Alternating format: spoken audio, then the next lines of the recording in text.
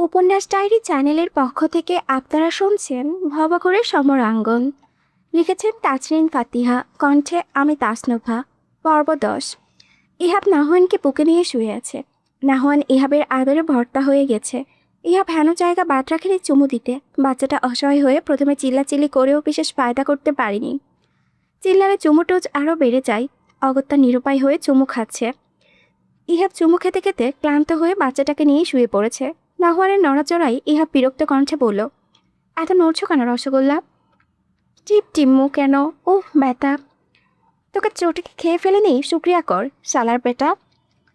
নাহওয়ান বুকের উপরে শুয়ে ছলছল নয়নে বলল, মার কাছে যাব। ওলে রসগোল্লাটা মার কাছে যাবে না পোপার কাছে থাকো, তোমাকে আরও চুমু দেবনি। বাচ্চাটা ছটপট করতে করতে বলল, না বাবা। এই বাবাকে ডাকলে খবর আছে। এত বাবা বাবা করো কেন? ফুপা ফুপা করতে পারো না? নাহওয়ান ফুপাতে ফুপাতে বলল, ফুপা পচা, বাবা ভালো। চুপ, তোর বাপ একটা কয়ার। যেটা নিজে ভাববে ওটাই সঠিক, আর বাকিদের আবেগে অনুভূতি সব ঠিক। নাহওয়ান কিছু বুঝতে না পারে ঠোঁট দুটো ফুলিয়ে ফেলল। ইহাব ওই ফুলো ঠোঁটে আবারও চুমু দিল। নাহওয়ান গোলুমোলো হাত দুটো দিয়ে মুখ ঢেকে গুনগুন করে কাঁদতে কাঁদতে বলল, কোথাও শান্তি নাই, সবাই বেশি বেশি চুমাই। ইহাব কত কিউট কিউট কথা শুনে আরও কোলের মধ্যে ঢুকিয়ে হেসে বলল, ওরে আমার রসগোল্লা চমচম ল্যাংচা, তোকে খেয়ে ফেলি ন্যাংটা। না, বাবা তোমাকে কুল মারবে। ইহাব ভয় পাওয়ার ভঙ্গিমায় চোখ বড় বড় করে বলল, ওরে বাবা, ভয় পেয়েছি, খুব মারবে? নাহওয়ান ঘন ঘন মাথা নাড়ালো, অর্থাৎ খুব মারবে। ইহাব হামি দিয়ে বলল, মারতে হলে তোর বাপকেও চুমাইয়ে দেব, বুঝলি সম্বন্ধীর বেটা। মানহা রুমে ঢুকতেই নাহওয়ান ফুপির কোলে যাওয়ার জন্য ছটফট করে উঠল। মানহা এগিয়ে এসে বলল, এই কি, ওকে আপনি এমন চেপে ধরে আছেন কেন? ও বাধা পাচ্ছে না? এই সমন্দির বোন, বেশি কথা বলবে না। কথা বেশি বললে ওকে ছেড়ে তোমাকে ধরবো এভাবে। মানহা চোখ মুখ কুচকে বলল, ওকে ওর বাবা নিয়ে যেতে বলেছে, আমাকে দিন, ভাইয়ের কাছে দিয়ে আসি। নাহওয়ান বাবার কথা শোনাই বাবা বাবা করতে লাগলো। ইহা বিরক্তি হয়ে বলল, এই স্লাটা মারাত্মক ট্যাতর।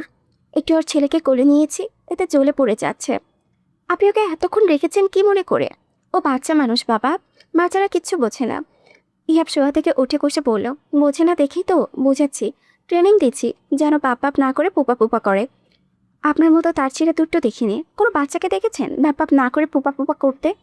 ইহাব নাহওয়ানের দিকে তাকিয়ে বলল, দেখিনি তো কি হয়েছে, এখন দেখব এই রসগোল্লাটা এরকম করবে, তাই না রসগোল্লা? নাহওয়ান ইহাবের হাঁটুর উপরে বসে ইহাবের প্রশ্নে গেঞ্জি ধরে বলল, না। মুখের ওপর এভাবে না বলতে হয় না বাছা। ইহাবের অভিমানী জবাব। মানহা ফিক করে হেসে দিয়েছে। নাহওয়ান ফুপিকে হাসতে দেখে নিজেও ফিচফিচ করে হেসে দিল। মানহা হাত বাড়িয়ে বলল, আসেন আব্বা, বাবার কাছে যাই। নাহওয়ান ফুপোর দিকে হাত বাড়িয়ে বলল, বাবার কাছে যাব। ফুপা পচা। এই পচা বললে কেন? আর ছাড়বো না। পচা বলার শাস্তি এটা। কত আদর করে রসগোল্লা ডাকি, আর সে আমাকে পচা ডাকে। খুব কষ্ট পেলাম, রাগ করেছি বলে ইহাব ঠোঁট উল্টালো। নাহওয়ান ইহাবের কোলের মধ্যে চুপটি করে বসে ইহাবের দিকে চাইল। পা দুটো তুলিয়ে কানের পিঠ চুকে বলল, লাগ করছ? ইহাব নাহওয়ানের মতো বাচ্চামি করে বলল, করছি। নাহওয়ান বেশ খানিকে ইহাবের দিকে তাকিয়ে কানের পিঠ ডলে গেল। তারপর আস্তে করে বলল, লাগ কমছে? কমেনি। কখন কমবে?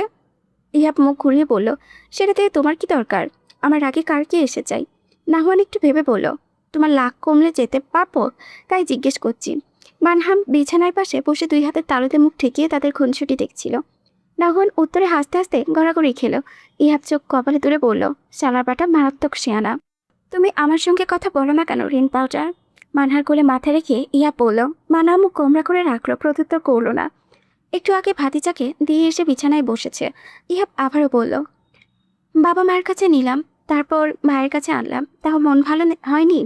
মানহা মুখ গম্ভীর রেখে বলল, আপনি আমার কলেজে আর যাবেন না কেন? ওখানকার মেয়েরা খুবই খারাপ। তাদের নজর হ্যান্ডসাম ছেলেদের ওপর পড়লে যা তা বিচরে বিচরে ইঙ্গিত কথা শুরু করে। ইহাব চট করে শোয়া থেকে উঠে বসে বলল, আচ্ছা, সমস্যা তাহলে এখানে। তা কে কি বলেছে শুনি? মানহা মুখ ঘুরিয়ে বলল, বলবো না। বলো বলেছি। ইহাব অনেক জোর করাই শেষে মানহা না চাইতেও বলল, হট, একেবারে খেয়ে ফেলতে ইচ্ছে করে এরকম আরও কথা। জি, ওসব মুখে আনলেও গুণা হবে, আস্তাগফিরুল্লাহ। ইহাব মানহাকে খেপাতে বলল, বউ কদর না করলে কি হবে? বাইরের মেয়েরা ঠিকই কদর করে।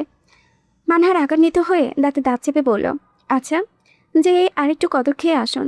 ইহাব মানহাকে জড়িয়ে ধরে হেসে উঠে বলল, তুমি ফেসে গেছো সমন্দির বোন। চেয়ারম্যান বাড়ির তাণ্ডব বয়ে গেছে। অমি ভুইয়া কাছে প্লেট ভেঙে চৌচির করে ফেলেছেন। সামনের কঠোর ভঙ্গিমায় পেছনে দুহাত শক্ত করে মুঠ করে ইমতিয়াজ ভুইয়া দাঁড়ানো। ওমায়ের ভুইয়া বোনকে ধরে সোফায় বসালেন। ইনাবা অদূরে মূর্তির মতো দাঁড়িয়ে।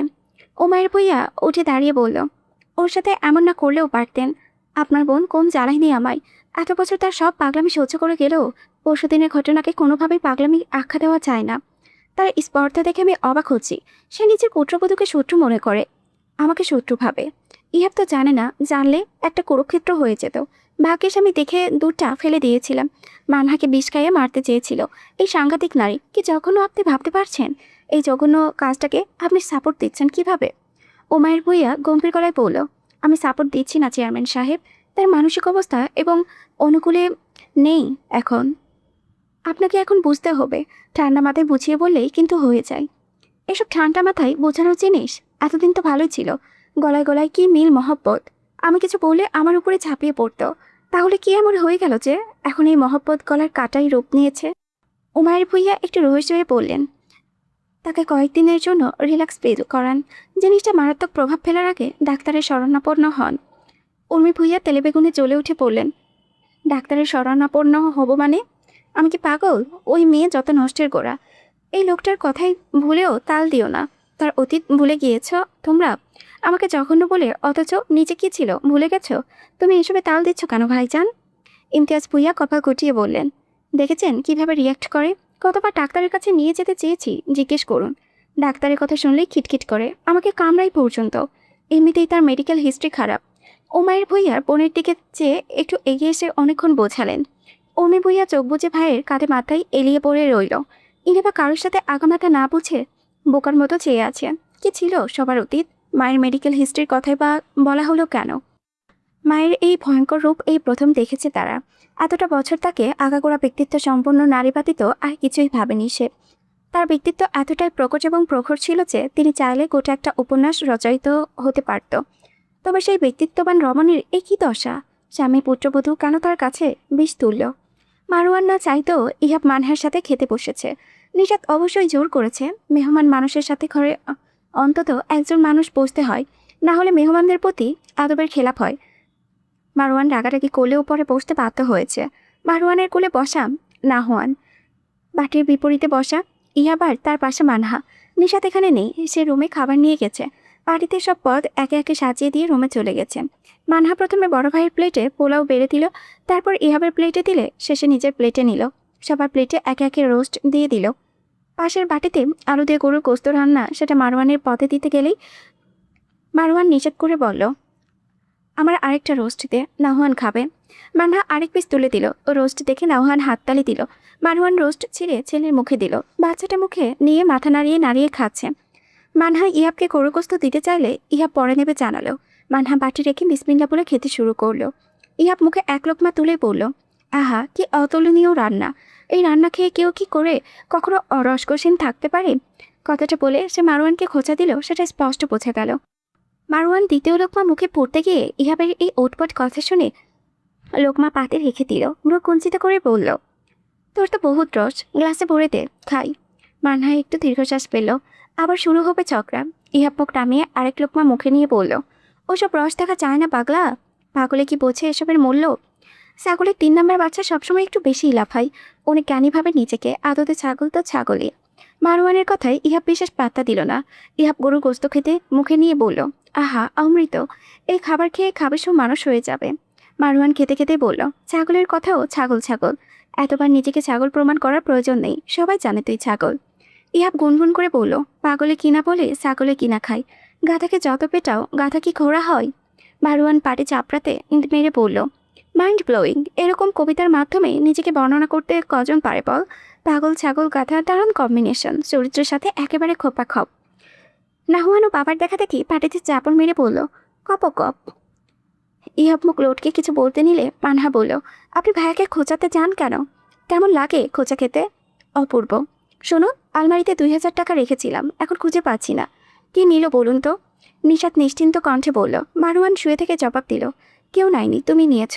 আমি কখন নিলাম? বাজার করেছ কি দিয়ে? সেটা তো আপনার টাকাই করেছি। মারওয়ান হামি দিয়ে বলল, ওটা তোমারই টাকা, আমি শুধু দিয়েছি। নিশাত হতভম্ব গলায় বলল, কি? জি। নিশাত পেয়াক্কেলের মতো দাঁড়িয়ে রইল। স্বামীর টাকার প্রথম বাজার করে সারাদিন এত খুশি থেকে যদি রাতে শুনে টাকাটা তার নিজেরই, তাহলে ঠিক কেমন লাগা উচিত ভেবে পেল না সে। আমার টাকা আমাকে দিলেন কেন? রাগ করেছিলে ভাবলাম কিছু দেই। নিশাত আশ্চর্যিত গলায় বলল, সেজন্য আমার টাকায় আমাকে দেবেন? নিশীথের আধারে নিমজ্জিত পরিবেশ। নিশাচর বাদের সব প্রাণীরাই আজ নিজ নিজ বাসস্থানে অবস্থান করছে এই নিস্তব্ধ রজনীতে। নিশাত রাগে দুঃখে মারওয়ানের সাথে না ঘুমিয়ে মানহার সাথে ঘুমোতে চলে এসেছে। অবশ্য মানহারা না থাকলে সে এই রুমেই তো ঘুমোতো। এত বড় ধোকাবাজির পর কোনো মতেই ওই লোকের মুখ দেখবে না সে। এমন বাটপার লোক জিন্দেগিতেও দেখেনি সে। কয়টা টাকা নিজ থেকে দিতে চায় না। কুঞ্জস কোথাকার। মানহা ইয়াবকে বলল, আজকে ভাইয়ার সাথে ঘুমান কষ্ট করে, ভাবি যেহেতু ঘুমাতে চাচ্ছে কিভাবে না করি। ইয়াবটাট উল্টে বলল, মানহার ওনার হাতে পেঁচিয়ে বলল, বলছার আমার ঘুম আসবে না। আরে একদিনেরই তো ব্যাপার, এমন বাচ্চাদের মতো করছেন কেন? স্বাভাবিক হন। ইহাব এবার স্বাভাবিক হয়ে বলল, তোমার ভাই যে মানুষ আমাকে রুমে ঢুকতে দেয় কিনা সন্দেহ। দেবে যান। ধর আজকে জামার বই ঝগড়া লাগতে হলো। আপনাকে কে বলেছিল ভাইয়া ভাবে ঝগড়া লেগেছে? আচারের কথা বলবেন না। সবসময় আমাকে পায় না, তাই আজকে ঘুমাতে চেয়েছে। ইহাব মুখের সামনে হাত নাড়িয়ে বলল, ছাড় তো বেকুবে কথা। ঝগড়া ছাড়া কোনো জামাই বউ আলাদা থাকতে পারে নাকি? তুমি কি তাদের ভিতরে খবর জেনে বসে আছো? দেখো গিয়ে বিরাট ফাটাফাটি হয়েছে। ফাটাফাটি না হোক, কাটাকাটি হোক, আপনার কি? আমার কি মানে? আমারই তো সব। তোমার ভাইয়ের তোপের মুখে এখন আমি পড়ব। দেখো রুমে ঢুকলে চারের মতো কেমন কোতকোত করে। মানহা কপালে হাত রেখে বলল, উফ, এত বেশি কথা বলে এই লোকটা। তারপর ইহাবের হাত টেনে মারোয়ানের রুমের সামনে ঢুকে দিল। মারোয়ান ভেতর থেকে জবাব দিল, কে? ভাইয়া আমি আসবো? আয়। মানহা ইহাবের হাত টেনে ভেতরে ঢুকলো। ইহাব বারবার না করছিল, তবে মানহা শুনলতে। ভেতরে ঢুকে দেখলো মারওয়ান ছেলেকে ঘুম পাড়িয়ে নিচেও ঘুমানোর প্রস্তুতি নিচ্ছে। মানহাকে ইয়াব সহ দেখে কপাল গোটালো। মানহা ভাইয়ের অভিব্যক্তি বুঝে বলল, আসলে ভাইয়া আজকে ভাবে আমার সাথে ঘুমিয়েছে, তো তাই উনি তোমার সাথে ঘুমাবে। মারওয়ান কপালে আরও কুচকে বলল, তোর ভাবি আমার এই রুমেই ঘুমিয়েছে কেন? তা জানে না তো, বললো ওখানে আজকে থাকবে। মারওয়ান বালিশে মাথা দিয়ে বলল, এত নাকটক পারে এরা। তোর পাশেরটাকে রান্না করে বিছানা পেতে দে, ওখানে ঘুমোক। ইহাব চোখ বড় বড় করে তাকালো। মানহা অবুঝের মতো বলল, কি বললে ভাইয়া? আমি কাউরের সাথে নিয়ে ঘুমাতে পারি না। মানহা মাথা নিচে করে মন খারাপ করে ফেলল।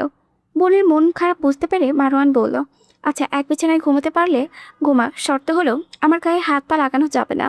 যথাসম্ভব দূরত্ব বজায় রেখে যদি ঘুমাতে পারে তাহলে ওটাকে ঘুমাতে বলিস। তবে এতটুকু জায়গায় হবে বলে মনে হয় না। যে হাতের মতো শরীর আমার ছায়ের উপরে হাত পা উঠিয়ে দেয় কিনা কে জানে। ইহাব কটমট দৃষ্টিতে তাকিয়ে রইল। মানহা বলল, নাহওয়ানকে নিয়ে যায়, তোমরা রিল্যাক্সে ঘুমাও। মারওয়ান না যায় তো নাহওয়ানকে নিয়ে যাওয়ার পারমিশন দিল। এত বড় বড় দুই তাগড়া পুরুষের মাঝে বাচ্চাটা চাপটা হয়ে গেলে খুনাখুনি হয়ে যাবে। মানহা নাহওয়ানকে নিয়ে বেরিয়ে যেতে নিলে ইহাব ঘুমন্ত বাচ্চাটার গালে ঠেসে চুমু খেলো। পাশে মানহার গালেও চুমু বসিয়ে দিল। মানহা চোখ রাঙিয়ে তাকাতেই ইহাব বলল, ওভাবে চোখ উল্টানো কিছু হয়নি, তোমার ভাই দেখেনি। আমার পাওনা দিয়ে ভাগো। ইহাব কথা শেষ করে গালে এগিয়ে দিল। মানহা ইহাবের গালের কাছে মুখ নিয়ে বলল, আপনার পাওনা ঘোড়ার ডিম, হা করে খান মুরগির ডিম। বলে নাহওয়ানকে নিয়ে দ্রুত বেরিয়ে গেল। ইহাব মিনমিন করে বলল, এর শোধ আমি নেব মিসেস। আমার দেখানো পথে আমার সাথে চিটিংবাজ। মারওয়ান ইতিমধ্যে কোলবালিশ জড়িয়ে ধরে খাটের অর্ধেকের অংশ দখল করে শুয়ে আছে। ইহাব পাকা হেসে মারওয়ানের শরীরের সাথে গা ঘেঁষে হাত পা ছড়িয়ে চোখ বুঝল। মারওয়ান বিরক্তিতে দাঁত পিষল। ইহাবকে চারা মেরে ওপাশে ফিরে শুলো। বেশ খানিকক্ষণ যেতেই মারওয়ান ঘুমে আচ্ছন্ন হয়ে পড়তেই শরীরের উপরে হাত পা উঠে যাওয়ায় চোখ মুখ কুচকে সরিয়ে দিল। ঘুমের মধ্যে হাত পা উঠিয়ে দিলে মারাত্মক বিরক্ত হয় সে। শেষে শরীরে হাতানো শুরু করার মারওয়ান ছিটকে সরে এক লাথি দিয়ে ইহাবকে খাটের নিচে ফেলে দিল। চিল্লিয়ে বলল, বউ রেখে ঢলাঢলি করতে এসেছে বউয়ের ভাইয়ের সাথে, জায়গা বরাবর এমন লাথি মারবো বংশের মুখ আর দেখা লাগবে না। বেড়া শরীর আর বেডি শরীর বুঝোস না বাল।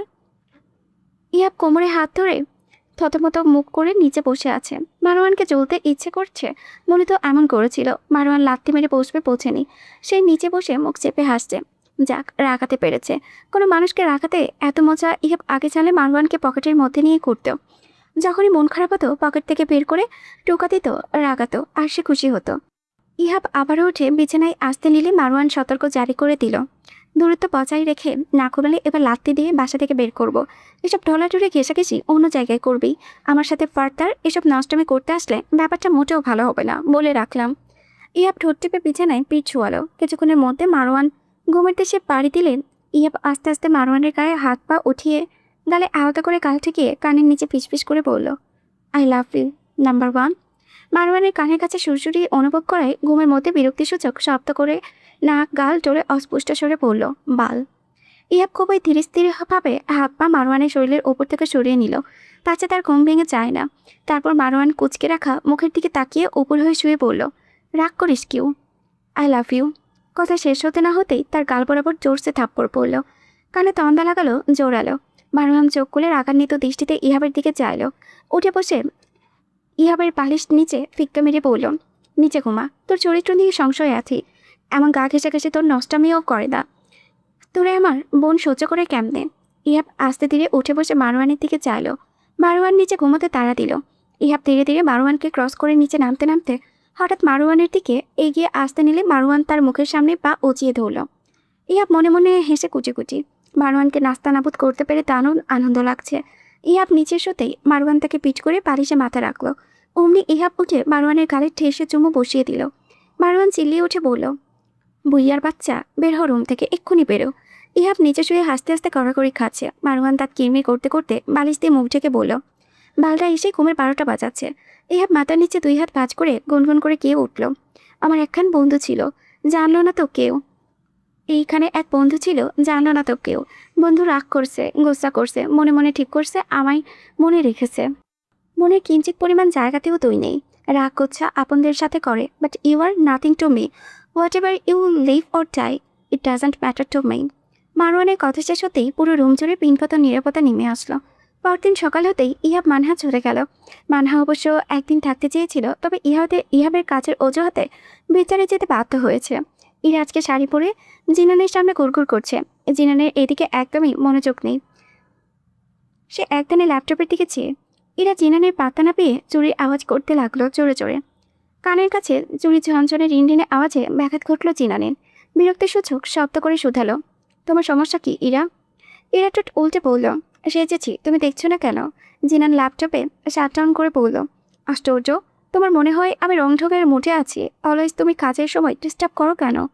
ইরা ঠোঁটে ঠোঁট চেপে বলল, আমার থেকেও তোমার কাজটা ইম্পর্ট্যান্ট নীলাফ্র। ইয়েস, আমি পুরো দেশের জন্য কাজ করি। ডু ইউ নো এই দেশে কত কোটি মানুষ আছে? প্রত্যেকটা মানুষের নিরাপত্তা সহ আরও অনেক কিছু আমাদের নজরদারিতে রাখতে হয়। এখন যদি সিনেমার ডায়লগ দিয়ে বলি কোটি কোটি মানুষ চলে যাক, তুমি আমার জীবনের সব কিছু, তাহলে কাজকর্ম ফেলে রেখে আসো তোমার সাথে রোম্যান্স করি। ইরা ছলছল নেত্রে রুম থেকে বেরিয়ে গেল। জিনান পাত্তা দিল না। একটু পর আবারও আসবে, কোনো বাহানা নিয়ে। মেয়েটা পাগল কিসিমের, একটা না একটা নতুন কাণ্ড করবে তার সামনে। বেশি পাত্তা দিলে ঘাড়ে উঠে নাচা শুরু করে। তাই মাঝে মধ্যে রুট ব্যবহার করতেই হয়। ঘণ্টাখানিক বাদেও যখন ইরার কোনো সারা শব্দ পাওয়া গেল না, জিনানের একটু টনক নড়ল। ল্যাপটপ কোল থেকে নামিয়ে পাশে রুমে উঁকি দিল। কেউ নেই। রাগ টাক করে আবার চলে গিয়েছে নাকি? যেতেও পারে যে পাগল এই মেয়ে। জিনান রুম তল্লাশি করে বারান্দা থেকে এগোতেই শুনল, শোনো পাপা, বিয়ে টিয়েতে কিন্তু আমি রাজি ছিলাম না। শুধুমাত্র তোমার কারণে তোমার ভাইয়ের ছেলেকে বিয়ে করতে রাজি হয়েছি। না হলে এই রবট কিসিমের বিদেশি মালকে ভূতের মাও বিয়ে করতো না। সারাদিন কাজ আর কাজ আর কাজ, যত সব। রাখো তো ফোন, বলে ফোন কেটে দিল। জিনান ট্রাউজারের পকেটে হাত ঢুকিয়ে দেওয়ালে হেলান দিয়ে বলল, ও ভূতের মায়ের আত্মীয়, 1 কাপ কফি বানিয়ে দাও। ইয়া ফোনের দিকে তাকিয়ে মুখের উপরে বলল, পারবো না, নিজে বানিয়ে খাও। নিজে বানাতে পারলে কি আর তোমায় বলি ভূতের মায়ের সখী? ইরা এতক্ষণ খেয়াল করেনি, এখন পট করে মাথা তুলে বলল, কি বলে সম্বোধন করলে তুমি? ভূতের মায়ের সখী। ইরা জিত নিয়ে বলল, ভূতের মায়ের সখী আবার কেমন নাম? পছন্দ হয়নি? আচ্ছা যাও, ভূতের মায়ের আত্মীয় সই। ইরা এগিয়ে এসে বলল, ভূতের মায়ের আত্মীয় আবার কি? জিনান ইরার মুখের সামনে মুখ এগিয়ে বলল, তার আমি কি জানি, তুমি না ভালো জানো। ইরা মাথা একটু পিছনে হেলে বলল, আমি ভালো কি জানি মানে? হিয়ালি করে কথা বলবে না। হেলি আমার একদম পছন্দ না। একটু আগে কে জানি ফোনে বলেছিল আমাকে সে বিয়ে না করলে ভূতের মাও নাকি বিয়ে করতো না। তো কথা হলো, ভূতের মাও যে বিয়ে করতো না সেটা সে কিভাবে জানলো? নিশ্চয়ই সে ভূতের ক্লোজ হবে কেউ, লাইক আত্মীয় সখী টাইপ। I am right? এরা পা দাবিয়ে জিনানকে ধাক্কা দিয়ে বারান্দা থেকে বেরিয়ে গেল। জিনান পেছন থেকে জোরে বলল, আস্তে হাঁটো, টাউলস ভেঙে বাড়িওয়ালায় এসে ঘাড় মটকাবে। তখন তোমার আত্মীয় সখী এরা কিছু করতে পারবে না। ডিলুশনাল ডিসঅর্ডার এক ধরনের মানসিক ব্যাধি, যেখানে মানুষ অন্যদের সম্পর্কে নির্দিষ্ট একটা ভ্রান্ত ধারণা পুষে রেখে অথচ তার বাকি মানসিক ক্রিয়াকলাপ মোটামুটি স্বাভাবিক থাকে। মিসেস ভুইয়া, ব্যাপারটা কি ঠিক তেমনই? তিনি মনে মনে ধারণা করে রেখেছেন আপনি কিংবা তার বৌমাকে মারতে চান, কিন্তু আদতে ব্যাপারটা তেমন নয়। ইমতিয়াজ ভাইয়া কপালে 2 আঙুল ঠেকিয়ে বললেন, এই চিকিৎসা আছে কোনো? মনোরোগ বিশেষজ্ঞ ডক্টর ফজলে চায়ের কাপে চুমুক দিয়ে বললেন, চিকিৎসা তো অবশ্যই আছে, তবে সেটা দীর্ঘমেয়াদী। পরিবারের প্রত্যেকে যদি বন্ধুসুলভ আচরণ করে, সাপোর্ট দেয়, তবে দ্রুতই রিকভারি করার চান্স আছে। যেহেতু তার মেডিকেল হিস্ট্রি তেমন ভালো নয়, সেহেতু একটু হলেও বেগ পোহাতে হবে। ঠিক তখনই ইহাব মানহা চেয়ারম্যান বাড়িতে প্রবেশ করল। ইমতিয়াজ ভাইয়া তাদের দেখে একটু বিব্রত হলেন। ইহাব তাদের দিকে সরু চোখে তাকিয়ে মানহাকে ইশারা দিয়ে উপরে যেতে বলল। মানহা ইহাবের কথা মতো উপরে চলে গেল। ইহাব সোফায় বসে শুধালো, কিসের বেগ পোহানোর কথা হচ্ছে? ডক্টর ফাজলে কবির সব কিছু খুলে বললেন। ইমতিয়াজ ভাইয়া কিছু বলতে চাইলে ইহাব হাত দিয়ে থামিয়ে বলল, একটা কথাও বলবে না পাপা? মমের রোগ সম্পর্কে এতদিন আমাকে জানানোর প্রয়োজন বোধ করনি। এত কেন লুকোচুরি পাপা? মমের সঙ্গে আমি না জেনে কত খারাপ আচরণ করেছি, অথচ বুঝতেও চাইনি। আমার এত ভালো আম্মু হঠাৎ করে এমন হয়ে গেল কেন? সন্তান হওয়ার কোনো যোগ্যতাই আমার নেই, বলে মুখে 2 হাত ঠেকিয়ে রাখলো। হাত সরাতেই ইমতিয়াজ ভুইয়া দেখলেন চোখ দুটো রক্তিম বর্ণ ধারণ করে আছে। ইহাব খানিকক্ষণ ধাতস্থ হয়ে বলল, আঙ্কেল, আমাকে এই রোগ সম্পর্কে বিস্তারিত জানান। এটা কেমন হয়? স্পেসিফিক কোন রিজন আছে কি? ডক্টর ফাজলে কবির বললেন, মস্তিষ্কের ডোপামিন নামক এক ধরনের নিউরো ট্রান্সমিটারের ভারসাম্য নষ্ট হলে এসব ভ্রান্তি বা ডেলিজিউশন তৈরি হয়। তবে অতিরিক্ত মানসিক চাপ, দীর্ঘদিনের উদ্বেগ এবং বড় কোনো আঘাত থেকেও এমন সমস্যা শুরু হতে পারে। তোমার মায়ের সম্ভবত অতীতের কোনো ট্রমা বা এই ভ্রান্ত বিশ্বাস থেকে দায়ী, যা বর্তমানে ভয়ঙ্কর আঘাত ধারণ করেছে। ইহা হাতের উপরে কোনোয়ে ভর দিয়ে মাথা নিচু করে সব কিছু শুনে গেল। ডাক্তার চলে গেলে ইহা মাথা নিচু করে রেখেই বলল, সবই কর্মক্ষর। কারো উপরে আঙ্গুল তুললে বাকি 4টা আঙ্গুল যে নিজের দিকেই তাক হয়। ভুলে গিয়েছিলাম, আমি এত খারাপ কেন পাপা? ইহা ভেঙে পড়ল। ইমতিয়াজ ভুইয়া ছেলেকে আগলে নিলেন। তার চেহারায় অবসাদ, ক্লান্তি, চিন্তা কিংবা অতীতের কোনো পাপের প্রায়শ্চিত্ত মূর্ছনা। দেরি হয়ে যায়নি তো আবার? নিশাত ঘরের কিছু দরকারি জিনিস কিনতে মার্কেটে এসেছে। কিছু প্লেট বাটি কিনবে। ছেলেকে মারওয়ানের কাছে রেখে এসেছে। বেশ কয়েকটি দোকান করে দরকারি জিনিসপাতি কিনে বের হলে নীলে মারওয়ানকে সামনের স্ট্রেট লাইন ক্যাফেতে ঢুকতে দেখল। নিশাত পুরো কুচকে মনে মনে বলল, আমাকে দিতে বললে 1 টাকাও বের হয় না, আর এখানে তিনি কফি শপে কফি খেতে এসেছেন। যে আমি বেরিয়ে এসেছি অমনি ছেলেকে নিয়ে বাইরে বেরিয়ে চলে এসেছে। দাঁড়াও, মজা দেখাচ্ছি। আজকে টাকা না খুশিয়ে ছাড়ছি না, বাচ্চা ধন। নিশাত ব্যাগ থেকে ফোন বের করে মারওয়ানের নাম্বারে ডায়াল করলো। কয়েকবার বেঁচে গেল, কেউ ধরল না। বেশ অনেকবার অনবরত ফোন দিতেই মারওয়ান ধরল। হ্যালো। কণ্ঠটা কেমন ঘুম ঘুম শোনালো। নিশাত মারওয়ানের ভণ্ডামি বুঝে গেল। দীর্ঘলায় বলল, আসসালামু আলাইকুম, আপনি কোথায়? মারওয়ান অভ্যাস থেকে বিরক্তি নিয়ে বলল, কোথায় মানে? ফালতু প্রশ্ন করতে ফোন করেছ? আরে বলুন কোথায়? মারওয়ান গম্ভীর গলায় শুধালো। বাসা ছাড়া আর কোথায় হব?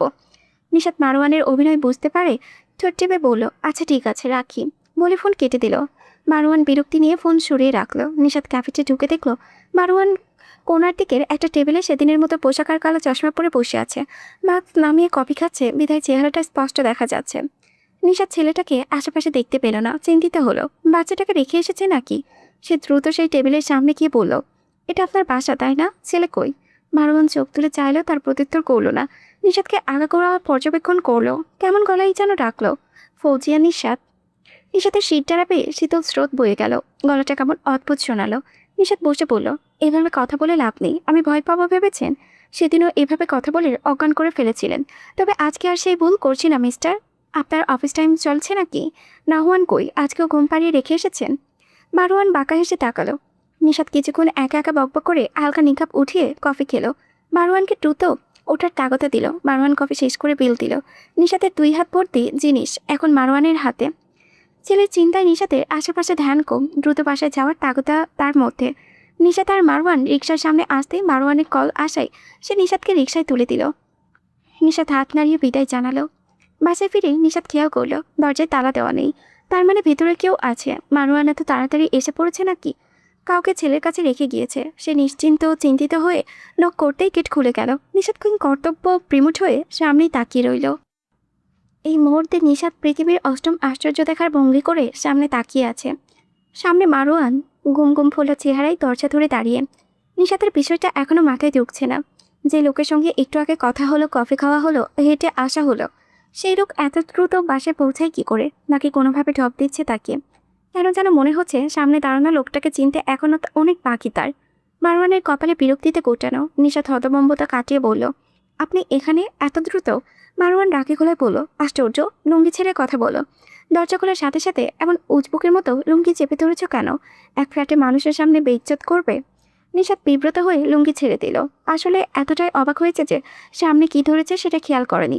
বিস্ময়ে কিছু চেপে ধরেছে, তবে সেটা যে লুঙ্গি ছিল বুঝতে পারেনি। মারওয়ান নিচে লুঙ্গি ছাড়া পেতেই রুমে চলে গেল। নিশাত উত্তেজিত হয়ে গেট বন্ধ করে কিনে আনা জিনিসপত্র রেখে মারওয়ানের পিছু পিছু প্রশ্ন করতে করতে এলো। মারওয়ান ঠোঁটের ওপরে আঙুল দিয়ে শব্দ করে নিশাতকে চুপ করিয়ে দিল। নিশাত থেমে গিয়ে খাটে তাকিয়ে দেখলো নাহওয়ান ঘুমিয়ে আছে।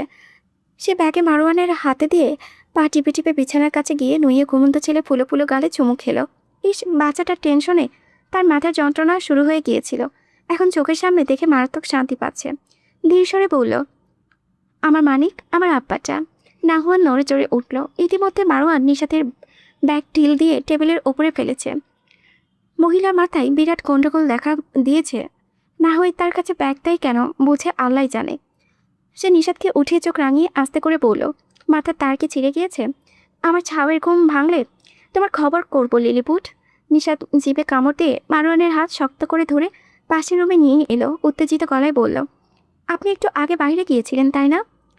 তোমার মাথায় আসলে গন্ডগোল দেখা দিয়েছে। একবার ফোন দিয়ে জিজ্ঞেস করো, আবার জিজ্ঞেস করছো। আসলে তোমার সমস্যাটা কি বলো? খবরদার নাটক করবেন না। নাটকে আপনি খুবই পটু জানি, তবে নিজ চোখে দেখা ঘটনাকে অবিশ্বাস করার প্রশ্নই আসলে না। মারওয়ান ব্রো কুচকে বলল, কি নাটক করলাম? নিশাত বোরকা নিকাপ খুলে আহা করে শ্বাস নিচ্ছে। খোপা করা চুলগুলো ঘামে ভিজে গিয়েছে। বিছানায় বসে খোপা খুলে ফ্যানের বাতাসে সেগুলো শুকাতে দিল। অস্থির লাগছে। সামনের পুরুষটিকে রহস্যময় মনে হচ্ছে। নিশাত এতদিন সংসার করেও সেই রহস্য ধরতে পারেনি। কোনো রকমের নিঃশ্বাস টেনে বলল, আমি আপনার সঙ্গে কফি খেলাম, একটু হাঁটলাম, তারপর আপনি রিকশায় তুলে দিলেন। তার মানে আপনি আমাকে তাক লাগিয়ে দেওয়ার জন্য আগে আগে কোনোভাবে পৌঁছে গেছেন। আচ্ছা, আমি তো অবাক হয়ে গিয়েছি। তাহলে এখন এমন অভিনয় করছেন কেন? মারোয়ার নিজের ঘুম পরিপূর্ণ না হয়ে বেজায় বিরক্ত হয়ে নিশাতের ওপরে এসব কথাবার্তা অসহ্য লাগছেন। আমি বাহিরে গেলে তোমাকে জানাতাম না? নিশাত ওড়নায় ঘাম গলা ফ্যান মুছে ফ্যানের দিকে উঁচিয়ে বলল, আপনাকে আমি এক বিন্দুও বিশ্বাস করি না। আপনার মতো ছলনা এই পৃথিবীতে আর কেউ করেনি আমার সাথে। যে পুরুষ এতটা বছর তার কর্মের কথা গোপন রাখতে পারে, তাও আবার এত বড় পদে, তার দ্বারা সব সম্ভব। লিসেন, আমাকে বোকা বানানোর চেষ্টা ভুলেও করবেন না। আমি ফৌজিয়া নিশাত ভাবতে খাই বলদ বলদ, আদতে কিন্তু আমি আপনার চেয়েও বেশি বুদ্ধি নিয়ে চলি। একবার খোল খাওয়াতে পারলেও দ্বিতীয়বার সেই সুযোগ আপনি পাবেন না মিস্টার হাফ টাইম ভবকুরে and half time officer. Marwan বুকে 2 হাত কুচে বলল, বাহ, তুমি এখনও এখানে কি করো? তোমার তো আইনের পেশায় যোগ দেওয়ার কথা। কি বুদ্ধি ভাবা চাই। তোমার বুদ্ধির তারিফ না করে পারছি না। Listen Lilliput without prime. নিশাতের নিজেকে আসলে বুদ্ধিমতী মনে হলো। মারওয়ান আজাদের চাল একেবারে মাঠে মেরেছে। বোকা লোক ভেবেছে এবারেও তার সঙ্গেই গেম খেলে পার পেয়ে যাবে। তার মতো স্বয়ং দেখতে একটা মারওয়ান আজাদ ছাড়া আর কে বা হবে? মারওয়ান বলল, জেনে যেহেতু গিয়েছো, এবার কি আর আমি ঘুমাতে যেতে পারি লিসেন বুদ্ধিমতী? নিশাত মনে মনে বলল, লোকটা বুঝলো কি করে আমি নিজেকে বুদ্ধিমতী ভাবছি? সে মুখ বাঁকিয়ে বলল, অবশ্যই, তবে যাওয়ার আগে বলে যান এতক্ষণ নাটক করেছিলেন কেন? মারওয়ান হামি দিয়ে বলল, তুমি আসলে আমার যোগ্য বউ কিনা সেটা একটু বাজিয়ে দেখলাম। নিশাত কৌতূহলী হয়ে বলল, বাজিয়ে কি পেলেন? ডোল তবলা। মজা করবেন না, আমি সিরিয়াস। তো আমি কি আনসিরিয়াস? নিশাত দাঁড়িয়ে বলল, আপনার কথাবার্তায় তো সেটাই প্রকাশ পাচ্ছে। মারওয়ান নিশাতের দিকে তীর্যক দৃষ্টি ফেলে বলল, তাই? ইয়েস। মারওয়ান আচমকা ঘুমে ডুলো করতে করতে নিশাতকে সরিয়ে বিছানার ওপরে ঢলে পড়ল। নিশাত ভ্যাপাচাকা খেয়ে জোরে বলল, কি হলো আপনার? মারওয়ান উবু হয়ে মিয়ে যাওয়া কণ্ঠে বলল, ডোন্ট শাউট। নিশাত বেয়াক্কেলের মতো তাকিয়ে বলল, নেশাটা করেছেন নাকি? তারপর ফোঁস করে দম ছেড়ে বলল, এনাকে বোঝা আমার কর্মলয়। একটা জটিল সমীকরণে দাঁড়িয়ে চিঠিটা লিখছি। ব্যাপারটা হলো, আজকে এমন অঘটন ঘটিয়েছে সেলিমের দম। তার দায়ভারে পড়েছে আমার উপরে। এখন কি করব? ঝটপট একটা সলিউশন দে। মাথা কাজ করছে না রে। সম্ভবত মাথার অ্যান্টেনাগুলো এদিক ওদিক হয়ে গিয়েছে। ঘটনা সংক্ষেপে বলি, আমাকে 3 দিনের সময় দিয়েছে এমন একটা জিনিসের নাম বলতে, যার শুরু নেই কিন্তু শেষ আছে। আমি অনেক খেটেও কোনো সদুত্তর পাইনি। ভাই, এটা কেমন প্রশ্ন? প্রথমে সহজ ভেবে সেলিমের বাচ্চাই ওদের ফাঁদে পা দিয়েছে। এখন থেকে প্রশ্নের আগামাথা নেই। আচ্ছা, নাম্বার 1, ওরা আমাদের ঘুল খাওয়াতে ভুলভাল প্রশ্ন করেনি তো? ভাই, এইটার উত্তর যদি পরশু দিনের মধ্যে না দিতে পারি, আমি শেষ। পুরো কলেজের সামনে মুরগি হতে চায় না। কিছু একটা কর ভাই, আমাকে উদ্ধার কর। নাম্বার 1। পত্রোত্তর। হ্যাঁ, লিখতে বিরক্ত লাগছে, তবুও তোর জন্য এই মাঝরাতে নিচের আরামের কম ভাত দিয়ে লিখতে হচ্ছে। যাই হোক, বেশি প্যান দিতে যাব না, এনার্জি নেই। তোর প্রশ্নটা আসলে তোর মতোই তার ছিঁড়া। এর কোনো ভিত্তি ইহজাগতিকভাবে নেই। এই পৃথিবীতে এমন কিছু নেই যার শুরুই নেই কিন্তু শেষ আছে। তবে গণিতের কিছু টার্ম, যেমন প্রতিবন্ধী প্রশ্নের উত্তর থাকলেও থাকতে পারে। যেহেতু গণিত একটা প্রতিবন্ধী সাবজেক্ট, সেহেতু এমন প্রশ্নের উত্তর তার কাছ থেকে থাকাটা অস্বাভাবিক কিছুই না। চল ব্যাটাকে একটু ঘেটে দেখি। বাস্তব সংখ্যার অন্তরাল, রিয়েল নাম্বার ইন্টারভেলস নামে একটা বিষয় আছে, সেটা থিওরি বা ম্যাথমেটিক্যাল ফাংশন অ্যাট লিমিটেস অন্তর্ভুক্ত, যেখানে বিগিনিংলেস বাট ফাইনাইটের একটা ধারণা পাওয়া যায়। যেমন ইনফিনিটি মাইনাস ইনফিনিটি 1, এটি বামে অসীম পর্যন্ত যার শুরু নেই, কিন্তু ডানে একের সামনে এসে থামে, শেষ আছে।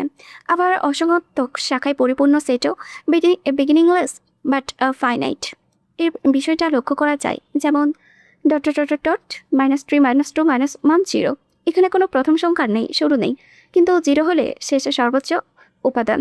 যদিও আপনার দৃষ্টিতে এসবের শেষ ও শুরু দুটোই আছে, তবে গাণিতিক ভাষায় এই শুরু নেই কিন্তু শেষ আছে বলে ব্যাখ্যা করা যায়। ইতি। প্রশ্ন, নিজের নাম লিখতে আলসেমি লাগছে। শোন, উত্তর শুনে তোর প্রতিপক্ষ ছাগলটার রিয়াকশন কি হয় বলিস তো। এই ধরনের ভিত্তিহীন প্রশ্ন করার তাই গাধাটাকে জেলে ঢুকিয়ে দিতে পারলে সবচেয়ে ভালো হতো। আমি 100% শিওর গাধাটা আন্দাজে প্রশ্নটা করেছে, এর উত্তর ওর কাছেও নেই। পড়া শেষ হতেই ইহা ফিক করে হেসে দিল। আসলে রাজীব গাধাটার কাছে প্রশ্নের উত্তর ছিল না, উল্টে তার উত্তর শুনে মুখটা একেবারে দেখার মতোই হয়েছিল। ইহাব যে এই আগামাথাহীন প্রশ্নের উত্তর নিয়ে আসবে সে বোঝেইনি। ইহাবের উত্তর হয়নি, সেই বলে চেঁচিয়ে পুরো কলেজ একত্র করে ফেলেছে। ওর এই গণিত শিক্ষক কার্তিক সাহা সাহাদের বৌলতে এই উত্তর সঠিক জানানো হয়। কলেজের মাঠে সকলের সামনে কান ধরে উঠবোস করানো হয় রাজীব ও তার দলবলকে। এর একটা ছবি মারওয়ানকে চিঠিতে ফিরতে পাঠিয়েছিল সে। চিঠির কাগজে আরেকবার নেতিয়ে গিয়েছে। মারওয়ানের চিঠি লেখার ধরনটা ভিন্ন। চিঠির শুরুতেই ইহাবের প্রশ্নের উত্তর অংশটুকুর ফটোকপি লাগিয়ে তারপর নিজের চিঠি লিখত। এখানে মেইন অংশটুকু ফটোকপি করে কেটে আঠা দিয়ে লাগানো। এই নেতিয়ে পড়া কাগজটা কতবার যে পড়া হয়েছে হিসেব ছাড়া। ইহা বেশ যত্ন করে রেখেছে চিঠিগুলো। সপ্তাহে একদিন হলেও এগুলো পড়ে সে। তখন তার আনন্দ অনুভূতি হয়। এই চিঠিটা কলেজের লাইফের। তার কলেজ ভার্সিটি সবই ঢাকায়, কিন্তু মারওয়ানের ভার্সিটি ঢাকায় হলেও তার কলেজ লাইফ কেটেছে গ্রামে। কলেজ জীবনের 2 বছর ছিল তাদের বন্ধুত্বের ক্ষুদ্র বিচ্ছেদ। সে সময় কত যে পাগলামি করা হয়েছে কল্পনাতীত। মোবাইল থাকা সত্ত্বেও কাগজের চিঠি আদান প্রদানের এক আলাদাই মজা ছিল। অবশ্য এটা ইহাবে চোরাচুরিতেই বাস্তবায়িত হয়েছিল। মারওয়ান এসব ঢঙে নিমরাচি ছিল। তার কাছে এগুলো ঝামেলা বই কি আর কিছুই মনে হতো না। তবে ইহাব কোনো না কোনোভাবে ঠিকই রাজি করিয়ে ফেলত। মারওয়ানকে নাম্বার 1 বলার পিছনেও একটা ঘটনা আছে। তুখোর ব্রেন ছিল মারওয়ানের। সেসব প্রশ্নের জটিল উত্তর ক্লাসের কেউ দিতে পারত না। এসব প্রশ্নের উত্তর মারওয়ান খুব সহজেই দিয়ে ফেলত। তারপর তার নামের শেষে 1 থাকায় ইহাব একদিন ফট করে নাম্বার 1 ডেকে ফেলেছিল। সেই থেকে বন্ধুদের মাঝে ক্লাসে টিচারদের মুখে মুখে নাম্বার 1 নামটাই চর্চায় বেশি হতো। মারওয়ান প্রচুর বই পড়ত। দেশি বিদেশি বিভিন্ন লেখকদের অসংখ্য বই তার কালেকশনে ছিল। এইসব অবশ্য পিতা মাহবুব আলম থেকে রপ্ত করেছিল সে। তার শ্বশুর মাহবুব আলম এককালে শিক্ষকতা করতেন। অনেক মেধাবী হওয়া সত্ত্বেও মারওয়ান কখনো মেধা তালিকায় প্রথম হতো না। প্রথম হওয়া তো দূরের বিষয়, 10-এর মধ্যেই রোল থাকতো না তার। টিচাররা তাকে ব্যঙ্গ করে আইনস্টাইনের বংশধর ডাকত, কারণ আইনস্টাইনের মাথাও তুকুর ছিল, তবে পড়ালেখায় চাপা মারত। মারওয়ানের এসব গায়ে লাগতো না। যখন এসএসসি এবং এইচএসসিতে পুরো চট্টগ্রাম বোর্ডে 5ম এবং 10ম হয়েছিল, টিচার থেকে স্টুডেন্ট সকলের মুখে একেবারে বন্ধ হয়ে গিয়েছিল। সে সময় সকলের কাছে মারওয়ান আজাদ ওরফে নাম্বার 1 চাঁদপুরের গর্ব হিসেবে পরিচিত পেয়েছিল। তবে সেও যে একেবারে খারাপ স্টুডেন্ট ছিল তা না, কিন্তু মারওয়ানের মতো অতটা মেধাবী বলা যায় না তাকে। সে পরিশ্রমী ছিল। এইচএসসিতে ভালো গ্রেড পয়েন্ট পেয়ে ঢাকা বোর্ডে 54তম হয়েছিল। ইমতিয়াজ ভুইয়া সেবার মারাত্মক খেপেছিলেন। মারওয়ান গ্রামে পড়ে এত ভালো রেজাল্ট করতে পারলে সে ঢাকার সুনামধন্য নামকরা কলেজে পড়ে কোনো মহৎ কাজ সাধন করেছে, এ নিয়ে প্রায়ই খোঁটা শুনতে হতো তাকে। আচ্ছা, কোনোভাবে মারওয়ানের এই সাফল্যকে কি ইহাব হিংসা করত? অবচেতনে কি মারওয়ানের ওপর অসন্তুষ্ট ছিল সে? কেন তাদের এত চমৎকার বন্ধুত্বে ফাটল ধরেছিল? ওই ঘটনা কেন ঘটেছিল? ইহাব কিসে প্রভাবিত হয়ে বন্ধুত্বের এমন শক্ত গাঁটছড়া একেবারে ছিঁড়ে ফেলেছিল? নাসির উদ্দিন আজ মাহবুব আলমের বাড়িতে এসেছেন। মাহাতি দুহাতে ভর্তি করে বাজার এনেছেন। গেটতে ঢোকার সময় নাসির উদ্দিন ডেকে উঠলেন, এই চাউটের ভাই, এদিকে আসো।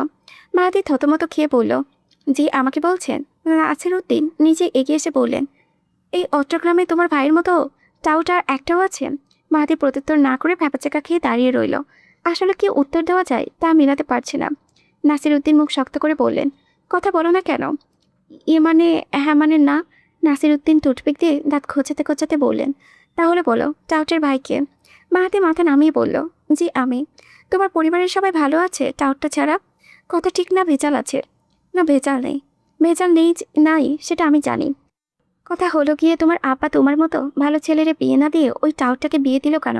বুঝে বলতে পারবে? মাহাতি খান নামিয়ে বলবো, জি না, বলতে পারবো না। নাসির উদ্দিন উদাসীন কষ্টে বললেন, বলতে না পারে ভালো, তোমার বড় ভাই কম কথা বলে, তবে টাউট এটাই সমস্যা, তার কারণ তোমাদেরও বদনাম হচ্ছে। মাহাতি অনেকক্ষণ ধরে একটা কথা বলবে বলবে করে উচখুস করছে। নাসির উদ্দিন বললেন, কিছু বলবে? মাহাতি গলা খাকারে দিয়ে বলল, জি টাউট মানে তো যারা ধাপ্পাবাজি করে, দালালি করে, কিন্তু আমার ভাইয়া তো টাউটের কাতারে পড়ে না। একটু কাজ করে না এই যা, এমনিতেও তো কারোর সঙ্গে কখনো টাউটগিরি করেনি। নাসির উদ্দিন বাজকই গলায় বললেন, তোমার ভাই ধাপ্পাবাজি করেনি? সবচেয়ে বড় ধাপ্পাবাজি তো আমার মেয়ের সাথেই করেছে। আমার মেয়েটার জীবনটা রসা করেও বলছো টাউটগিরি করেনি? আমার মেয়েকে ভুলভাল বলে বিয়ে করেছো, এটা কি টাউটারি নয়? মাহাতি আস্তে করে বলল, জি। জি বলে আবার ভাইয়ের পক্ষে পাল্টি মেরে বলল, জি আর মারবো না। ঠিক আছে যাও, মাহবুবের সাথে কথা বলে তোমারও একটা ইয়ের ব্যবস্থা করা যায় কিনা দেখি। জি। এত জি করছো কেন? ইয়ে মানে বোঝো না, ইয়ে মানে বিয়ে। মাহাতি গলা খাকারি দিয়ে সালাম দিয়ে দ্রুত প্রস্থান করলো। নাসির উদ্দিন মাহাদির যাওয়ার পানে তাকিয়ে বলল, ছেলেটার আদব লেহাজ আছে, খুবই ভালো ছেলে। তারপর গলা শক্ত করে বললেন, টাউটার থেকে কোটি কোটি গুণ ভালো। কিলার চাঁদ একটু পরপরই সাইফারের দিকে চেয়ে নির্লজ্জ হাসি দিচ্ছে। আজরাক সাইফার চেয়ারে পায়ের উপরে পাথরে বসা। কিলার চাঁদ ওরফে আমজাদ পাঠান জেলের চার দেওয়ালে আয়েশ করে বসেছে। একটু আগে সাইফার তাকে বসিয়ে হাত পা বেঁধে দিয়েছে। আজরাক সাইফার চেয়ার টেনে কিলার চাঁদের মুখোমুখি হলো। তোর খোঁজ নিতে তোর আপা আসলো না? চুপ চুপ চুপ, ভেরি স্যাড। কিলার চাঁদ বেহারের মতো হাসতে হাসতে পড়ল, আসবেও না। আমার মতো চুনোপুটি ধরে রাখো পোয়ালের স্বাদ পেতে চাস? সাইফার গ্লোভস পরতে পরতে বলল, মাঝে মধ্যে চুনোপুটি টেস্ট করা উচিত, সবসময় রাখো পোয়াল ধরতে ভালো লাগে না। কিলার চাঁদ তীক্ষ্ণ দৃষ্টিতে তাকিয়ে বলল, কি করতে চাস? সাইফার বাঁকা হেসে কোর্ট থেকে ম্যাচ লাইটটা বের করে চালিয়ে চুরি গরম করতেও লাগলো। আমজাদ পাঠান ঢুকিল, চুরি মাথা লাল লেলিহান শিকার মতো না জলা পর্যন্ত গরম তাপ দিতে লাগলো।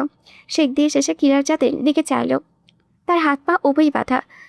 সাইফারকে পাঁচের মতো তাকাতে দেখে ঢোকিলে খুব কষ্টে পিছু হেঁটে বলল, উল্টাপাল্টা কিছু করবি না বলে রাখলাম। সাইফার ঘাড় কাত করে জ্বলন্ত দৃষ্টি ফেলে হিম করে একটা হাসি দিয়ে তার পায়ে গেঁথে দিল উত্তাপ ছুরিটি।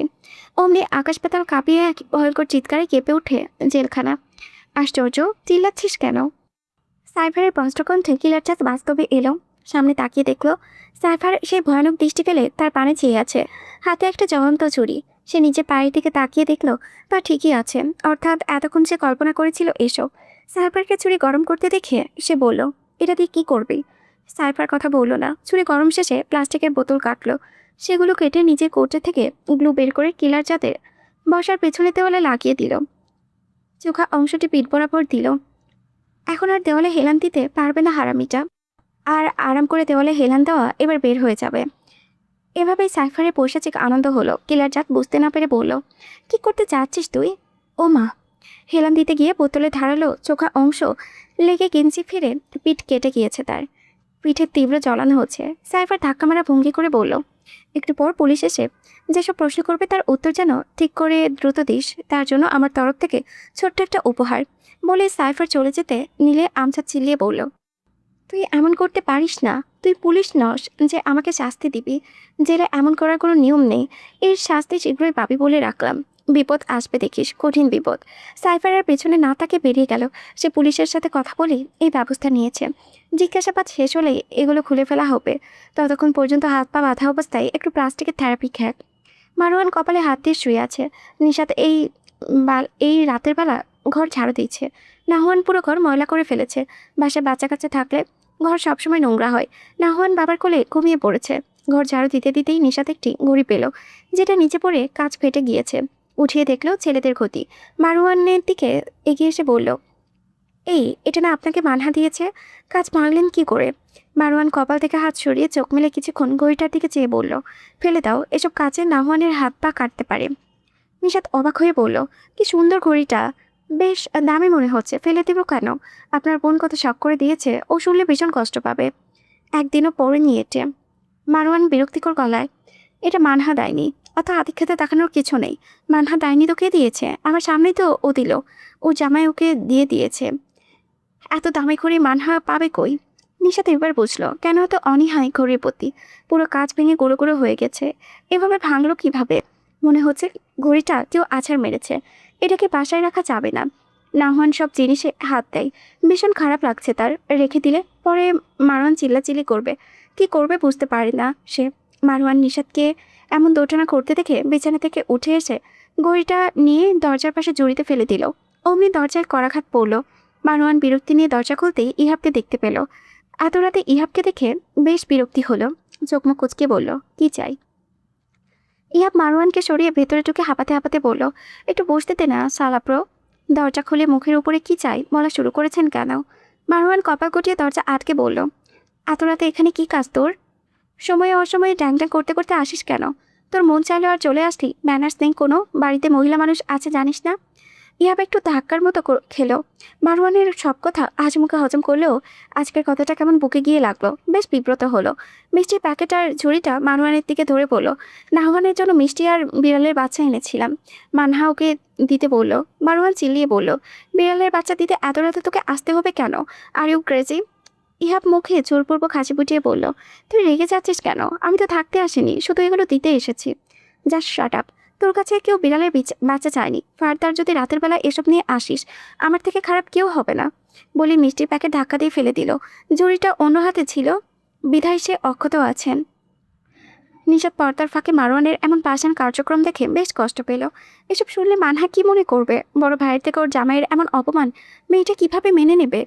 ইহাব বহু কষ্টে ঝুড়িটা রেখে বাসা থেকে বের হতে নিলে দরজার পাশে মহিলার ঝুড়ির ভেতরে তার দেওয়া ঘড়িটা দেখলো। বুকে অজস্র ব্যথা কিলবিল করছে। মারওয়ানের দিকে একবার তাকিয়ে সেই ভাঙা রিচ ওয়াচটা হাতে তুলে বলল, তোর হাতে অনেক মানাতো। বিদেশ থেকে অনেক খুঁজে খুঁজে তোর জন্য কিনেছিলাম। এতটা অবহেলা না করলেও পারতি। মারওয়ানের মুখের উপরে পড়ল, এসব জিনিস দিয়ে আমাকে গলাতে আসেছিস? হ্যাঁ, তোর এসব ন্যাকামি অন্য জায়গায় দেখাস প্লিজ। এসব এবার যায় আসবে না। ইহাব মুখটা একটু প্রসারিত করে বলল, একটুও যায় আসেনি?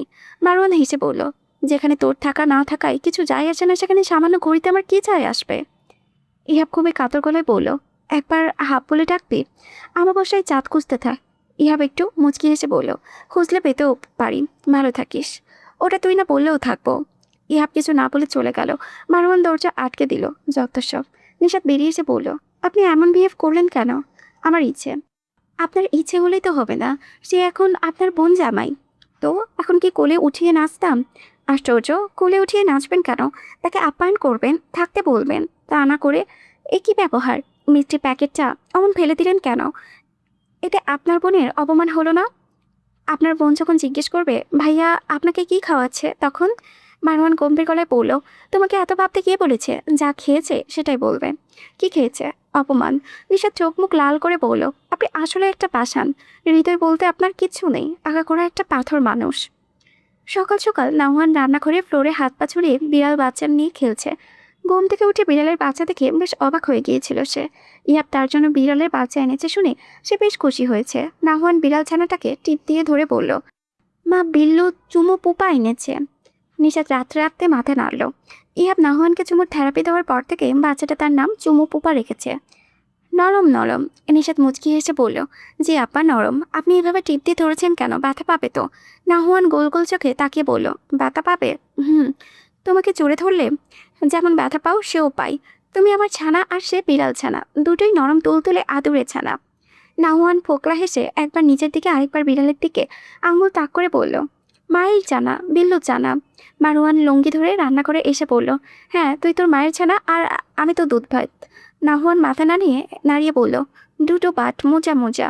মারওয়ান ঝাড়ি মেরে বলল, চুপ কর। তোর দুধ ভাতের মজা আজকে বের করবো তারা। নাহওয়ান উলি বাবা বলে মায়ের পা ধরে মুখ লুকালো। মারওয়ান ওকে ধরতে নিলে পকেটে ফোন ভাইব্রেট হতে লাগলো। মানহার নাম্বার দেখে পরে কথা বলবে ভেবে কেটে দিল। একবার দুবার কল কেটে দেওয়ার পর আবারও কল আসায় নিশাত বিরক্ত হয়ে বলল, ফোনটা ধরতে সমস্যা কোথায়? মারওয়ান রাগান্বিত হয়ে ফোনটা কানে নিয়ে মানহাকে ধমক দিতে নিলে তার কান্নার আওয়াজ কানে ভারী হয়ে এলো। মানহা কাঁদতে কাঁদতে বলল, ভাইয়া আমি কি বিধবা হয়ে যাব? মারওয়ান ঢোক গিলে বলল, কি বলছিস? জোরে বল, শুনতে পারছি না। মান্না হেঁচকে তুলতে তুলতে বলল, উনি নাকি অ্যাক্সিডেন্ট করে হাসপাতালে ভর্তি, প্রচুর ব্লিডিং হয়েছে, বাঁচার সম্ভাবনা নেই নাকি। আমরা পথে, তুমি এসো ভাইয়া, ঢাকা সেন্ট্রাল মেডিকেলে আছে। আমি কিচ্ছু জানি না। আল্লাহ। মানহার চিৎকারে ফোনটা কেটে গেল। মারওয়ানের কানের কাছে কি যেন ছিটছিট করছে, মনে হচ্ছে অসংখ্য বল্লাহাল ফুটিয়ে দিয়েছে। নিশাত মারওয়ানকে মূর্তির মতো দাঁড়িয়ে থাকতে দেখে জিজ্ঞেস করলো, কি হয়েছে? মারওয়ান এই জগতে নেই, কোনো কথা তার কান থেকে প্রবেশ করছে না। নিশাত দেখলো মারওয়ানের শরীর কাঁপছে, পা দুটো টলমল করছে। নিশাত দ্রুত ঝাঁকিয়ে বলল, এই আপনি কি হয়েছে? আব্বা আম্মা ওনারা ভালো আছেন? মারওয়ান ঠোঁট দুটো নাড়িয়ে বিড়বিড় করলো, এসব মিথ্যা, সব মিথ্যা। হাক। এই মুহূর্তে মারওয়ানের অবস্থান ঢাকা সেন্ট্রাল মেডিকেলে। নিশাত সামনের চেয়ারে বসে মানহার কোলে অনবরত ফোন দিয়ে চলেছে। ওপাশ থেকে রিং হচ্ছে কিন্তু কেউ ধরছে না। মারওয়ানের নেত্রদ্বয় বর্তমানে নিশাতের দিকে নিবদ্ধ, বোঝাই যাচ্ছে। ওপাশে তো কল রিসিভ হওয়ার অপেক্ষায় সেও প্রতীক্ষিতমান। বেশ খানিকক্ষণ পর মানহা ফোন ধরে ভাঙা গলায় সালাম দিল। নিশাত ওদেরকে আসার খবর জানালো। মানহা তাদেরকে 412 নম্বর কেবিনে আসতে বলল। নিশাত মারওয়ানকে অ্যাড্রেস বলে লিফটে তিনি এলো। মারওয়ানের কোলে না হন, সে কেবিনে না চোখে বাইরে দাঁড়িয়ে রইল। নিশাত একই কেবিনে ঢুকলো। ঢুকতেই মানহা এগিয়ে এসে নিশাতকে জড়িয়ে ধরে কেঁদে দিল। কাঁদতে কাঁদতে বলল, ভাবে দেখো কেমন করে শুয়ে আছে। নিশাত দেখলো সম্পূর্ণ শরীরটা ব্যান্ডেজে মোড়ানো, তার চোখেও পানি এলো। কেমন উচ্ছ্বাস থেকেলো কাল রাতেও, অথচ এক রাতের ব্যবধানে কেমন নির্জীবের মতো হাসপাতালের পেটে শুয়ে আছে। নিশাত মানহার মাথায় হাত বুলিয়ে বলল, ধৈর্য ধরো, আল্লাহর উপরে ভরসা রাখো। আল্লাহ তার বান্দারে পরীক্ষা করার জন্য এমন বিপদ দেন, সে উত্তীর্ণ হতে পেরে সেই সফল কাম হয়। মানহা হাঁপাতে হাঁপাতে বলল, ভাইয়া আসেনি? ভাইয়া কি এখনও তার ওপরে রেগে আছে? এসেছে বাহিরে দাঁড়ানো। ভাইয়াকে আসতে বলল, আমার কিছু ভালো লাগছে না। নিশাত মানহার মাথায় হাত বুলিয়ে দিয়ে কেবিন থেকে বের হয়ে দেখল মারওয়ান ছেলেকে নিয়ে হাঁটাহাঁটি করছে। সে এগিয়ে এসে বলল, মানহার কাছে যান। মারওয়ান গম্ভীর মুখে বলল, আমার যেতে ইচ্ছে করছে না। ওর শ্বশুর শাশুড়ি এসেছে। জানি না, এসেছে সম্ভবত। যেতে ইচ্ছে করছে না মানে কি? আপনি ওর ভাই, আপনজন। আমি ওর ভাবি, দূরের মানুষ। এই বিপদের দিনে আমার কাছে যতটা না শান্তি পাবে, তার চেয়ে অনেক বেশি শান্তি পাবে আপনার কাছে। বেশি কথা না বলে রুমে যান। যান বলছি। শেষে কথাটা নিশাত ধমকের সহিতই বলল। মারওয়ান চোখ মুখ কুঁচকে বলল, তুমি কি আমাকে ধমক দিলে? হ্যাঁ তো, বেশি বেড়েছ মনে হচ্ছে। নিশাত কোনো জবাব না দিয়ে ছেলেকে কোলে নিয়ে মারওয়ানকে পাশ কাটিয়ে চলে গেল। মারওয়ানের কপালে অমসৃণের দিকে সেদিকে চেয়ে রইল কয়েক পল। কপাল গুটিয়ে কেবিনে প্রবেশ করতেই চোখ গেল বিছানায়। সে শক্ত হয়ে দাঁড়িয়ে থাকলো। মানহা ভাইকে দেখা মাত্রই কেঁদে উঠে হুমড়ি খেয়ে জড়িয়ে ধরে বলল, ভাইয়া, লোকটা কেমন পাষাণের মতো শুয়ে আছে দেখেছ? মায়া বাড়িয়ে, কেন এমন শুয়ে আছে জিজ্ঞেস করো তো। তুমি বললে নিশ্চয়ই উত্তর দেবে। মারওয়ানের মুখে কোনো জবাব নেই, পাথরের মতো দাঁড়িয়ে। মানহা কান্নারত গলায় হেঁচকি তুলে বলল, আমাকে কাল যাওয়ার আগে বললো বিরিয়ানি রেঁধে খাওয়াতে রাখতে। কত যত্ন নিয়ে বিরিয়ানি রেঁধে সারা রাত অপেক্ষায় থাকলাম, অথচ সে আর খেতে এলো না। আমার অপেক্ষাও আর ফুরলো না। ভাইয়া, তুমি তাকে রেখে দিতে পারলে না? তাহলে তো এই অ্যাক্সিডেন্টটা হতো না। মারওয়ানের বুকে কোথাও রক্তক্ষরণ হচ্ছে কিনা বোঝা গেল না। হয়তোবা গতকাল রাতের কিছু চিত্র মনস্ফোটে বেঁচে উঠেছে, তবে বাহিরের শক্ত খোলসে তার কিছুই পরিলক্ষিত হচ্ছে না। না দিচ্ছে মানহাকে সান্ত্বনা, আর না মুখে কিছু বলছে। মানহা ইহাবের শিওরের পাশে বসে কান্নাজড়িত কণ্ঠে বলতে লাগলো, ডাক্তার বলেছে আরও রক্ত দেওয়া লাগবে। জানো, ডান হাতে অনেক জখম হয়েছে। ডান হাতের মুঠোয় নাকি একটা ঘড়ি পেয়েছিল তারা। ওই ঘড়ির কাজ বেঁধে পুরো হাত নাকি বিভৎসভাবে গিয়েছিল। ওই ঘড়িতে নাকি এমন আছে যার জন্য তাকে এমন আঘাত সহ্য করতে হবে। কি এমন আছে? সামান্য একটা ঘড়ির জন্য পুরো হাতের তালু রক্তাক্ত কত বিক্ষত করে ফেলেছে। আল্লাহ, আমি সহ্য করতে পারছি না। আমাকে এমন কষ্ট দিতেই কি তার এত মায়া বাড়ানো? মারওয়ান ঝাটকা খেয়ে ইহাবের হাতের দিকে চাইল। ডান হাতের তালু ব্যান্ডেজে আবৃত, হাত মুঠো পাকিয়ে দাঁড়িয়ে রইল শব্দহীন। বোনের আহাজারে শুনেছেন এই শব্দে। একজন নার্স এসে রোগীর কিছু পেপারে সাইন দিতে বলল। মানহা চোখ মুখে সেদিকে চেয়ে আছে। মারওয়ান বেডের সামনে এগিয়ে এসে ব্যান্ডেজকৃত হাতের তালু খুব ধীরে ছুল। মানহা সাইন দিয়ে এসে ভাইয়ের পাশে এসে বলল, জানো, তোমার বাসায় যাওয়ার আগে কত খুশি ছিল, অথচ দেখো এখানে আমাকে কেমন কাঁদাচ্ছে। ভাই, এমন কেন হলো বলো তো? মারওয়ানকে ঝাঁকিয়ে বলল। মারওয়ান কিছু না বলে রুম থেকে বেরিয়ে গেল। মারওয়ান বেরিয়ে যেতে ইমতিয়াজ ভুঁইয়া ডাক্তার নিয়ে ঢুকলেন। ডাক্তার কেবিনে প্রবেশ করেই বললেন, আমি বুঝতে পারছি না ছেলের পাগলামিতে তুমি কেন সায় দিচ্ছ ইমতিয়াজ। ইমতিয়াজ ভুঁইয়া চেয়ারে বসে বললেন, সায় না দিয়ে উপায় আছে? এরা মা ছেলে দুজনে আমার ঘরটাকে পাগলাগারদ মানিয়ে ছেড়েছে। ডাক্তার ইহাবের ডান হাতে ইঞ্জেকশন পুশ করে বেরিয়ে গেলেন। ইমতিয়াজ ভুইয়া ইহাবকে উদ্দেশ্য করে বলল, এই নাটকের কথা যদি জেনে যায়। নাটক কোথায়? ডান হাতে ফ্র্যাকচার হয়েছে, তালুতে ইনফেকশন হয়েছে, ডান পায়ে ক্ষত হয়েছে, সবই তো হয়েছে। শুধু তো গুরুতর নয়, কষ্ট হচ্ছে ডান হাতে কতদিন প্লাস্টার ঝুলিয়ে রাখতে হয় কে জানে। আচ্ছা তুমি অ্যাক্সিডেন্ট করলে কিভাবে? জানি না ঠিক, ভাগ্যিস আরেকটু আগে সরে গিয়েছিলাম, নয়তো বোধহয় বাসায় এতক্ষণে কুলখানির আয়োজন হতো। মানহা মুখ চেপে কেঁদে দিল। ইমতিয়াজ ভুইয়া চিন্তিত গলায় বললেন, যদি কোনোভাবে জেনে যায় তখন কি করবে? ইহাব বাম হাতে ভর দিয়ে বলল, আরে জানবে না, টেনশন করো না। তোমার বউ যদি বলে দেয়? বলবে না, ওকে চকলেটের লোভ দেখিয়েছি না। হ্যাঁ ও তো বাচ্চা, তাই চকলেটের লোভ দেখালে আর কিছু বলবে না। বাচ্চাই তো, তুমি শুধু শুধু চিন্তা করছো বাবা। এতে যদি ভাষণটা গলে তাহলে নেক্সট স্টেপে হাত দেব। কেমন নিষ্ঠুর, আমাকে দেখে কোনো প্রতিক্রিয়াই করেনি। সম্ভবত কষ্ট পাওয়ার সিস্টেম ওর নষ্ট হয়ে গিয়েছে। আমি মরে গেলেও বোধ হয় এক ফোঁটাও কাঁদত না নির্দয়টা। অবশ্য হাতটা একটু ছুঁয়েছে, আমি টের পেয়েছি। ইমতিয়াজ ভুইয়া ছেলের মাথায় হাত বুলিয়ে দিয়ে বললেন, দেখো যেটা ভালো মনে হয়, হিতে যেন বিপরীত না হয় সেদিকে লক্ষ্য রেখো। বলে রুম থেকে বেরিয়ে গেলেন। মানহা একপাশে দাঁড়িয়ে ফোপাচ্ছে। ইহাব সেদিকে চেয়ে বলল, তোমাকে তো এখন কাঁদতে বলিনি, ফ্যাচপ্যাচ বন্ধ করো। তুমি ভালো অভিনয় করেছো, এই জন্য সুস্থ হলে সর্বপ্রথম তোমাকে একটা চুমু খাবো, ডোন্ট মাইন্ড। অবশ্য তুমি মাইন্ড করলেও বা কি, আমার খাবার আমি খাবো। বলে ইহাব চোখ বুঝল। মানহা হতবুদ্ধির মতো চেয়ে রইল। অবশিষ্ট হয়েও কথার কি বাহার। সে মোটেও অভিনয় করেনি, সত্যি সত্যি কেঁদেছে সে।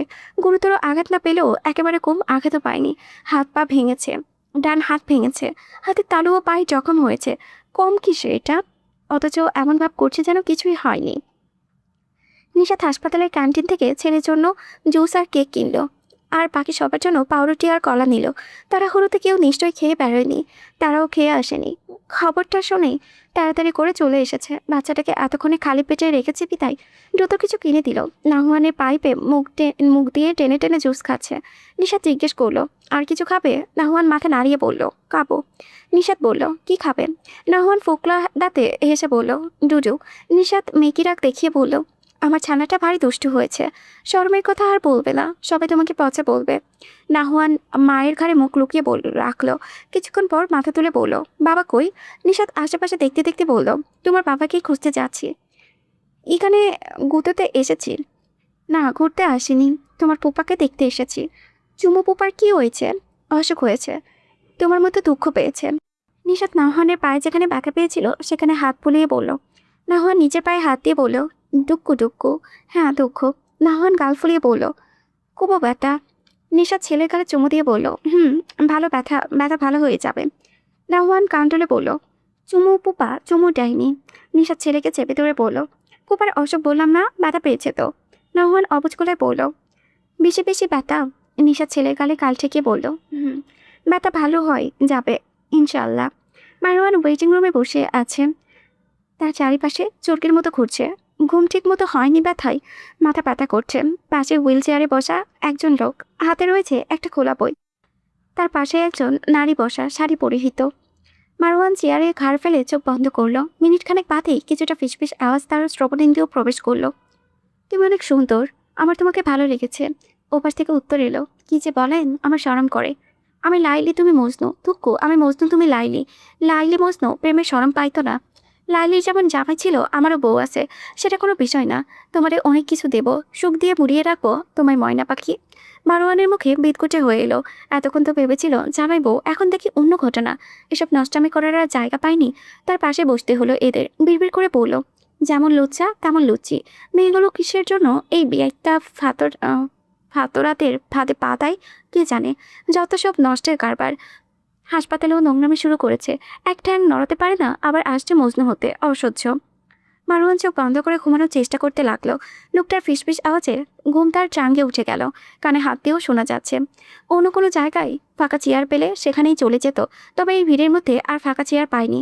অন্যদিন হলে দাঁড়িয়ে হলেও অন্য পাশে সরে যেত, তবে আজকে ক্লান্তিতে বোধ হয়ে আছে দেখে না নড়তে পারছে আর না ঘুমোতে পারছে। মারওয়ান রাগে জিতে দেওয়ালে এমন জোরে খুশি মারল যে মহিলাটার হাত ভয়ে কেঁপে উঠে লোকটার হাত থেকে ছিটকে পড়ল। লোকটা গলা খাকারি দিয়ে মারওয়ানের দিকে চাইল। মারওয়ান তোয়াক্কা না করে আবারও চোখ বুঝল। লোকটা আগে থেকে নিচু কণ্ঠে কথা চালিয়ে যেতে লাগলো। মারওয়ান শেষমেশ অতিষ্ঠ হয়ে বলল, এই যে চরিত্র বিসর্জনকৃত চিড়িয়া। লোকটা ঘাড় ঘুরিয়ে বলল, আমাকে বলছেন? অবশ্যই আপনাকে বলছি, এটা হাসপাতাল, এখানে পরিবেশ নষ্ট করবেন না। এটা আপনার প্রীতি করার জায়গা না, আরেকবার ডিস্টার্ব করলে খবর আছে। লোকটা একটু কেসে বলল, কি খবর আছে, আপনি কি করবেন? মারওয়ান ঘাড় ম্যাসেজ করে বলল, কিছুই করবো না, শুধু এখান থেকে সোজা কর্তৃপক্ষের কাছে যাব, যে কেলানির পারমিশন আনবো, এনে ইচ্ছে মতো কেলিয়ে হাসপাতাল থেকে গেট আউট করে দেব, আন্ডারস্ট্যান্ড? লোকটা থতমত খেয়ে বলল, আপনি বললেই তারা কেলানের পারমিশন দেবে কেন? আপনি কি এমন? মারওয়ান মোবাইল ঘোরাতে ঘোরাতে বলল, আমি কেউ না, তবে আমার মোবাইলটা অনেক কিছু। লোকটা ভয় পেয়ে চুপসে গেল। মারওয়ান আর একটাও বাক্য বিনিময় না করে দুহাত বুকে গুছে ঘুমাতে চেষ্টা করলো। অযথা কথাগুলো খরচ করে হয়ে গেল তার। যত সব পাগল ছাগল ঠ্যাং ভাঙা মজনু। নষ্টতে দেখা তার সাথে হয় কেন যে কোথায় যেন শুনেছিল, তার যেমন তার সাথে সাক্ষাৎও ঘটে অমন প্রজাতি। এখন তার নিজেকে নিয়ে যথেষ্ট সন্দেহ হচ্ছে। সম্ভবত তার মধ্যে গন্ডগোল বিরাজমান। ঠ্যাং ভাঙা মজনু লোকটা উসকুস করছে মারওয়ানের সাথে কথা বলার জন্য। আমি আসলে মজনু টাইপের মানুষ তো, তাই একটু আধটু এদিক ওদিক কথা বলি।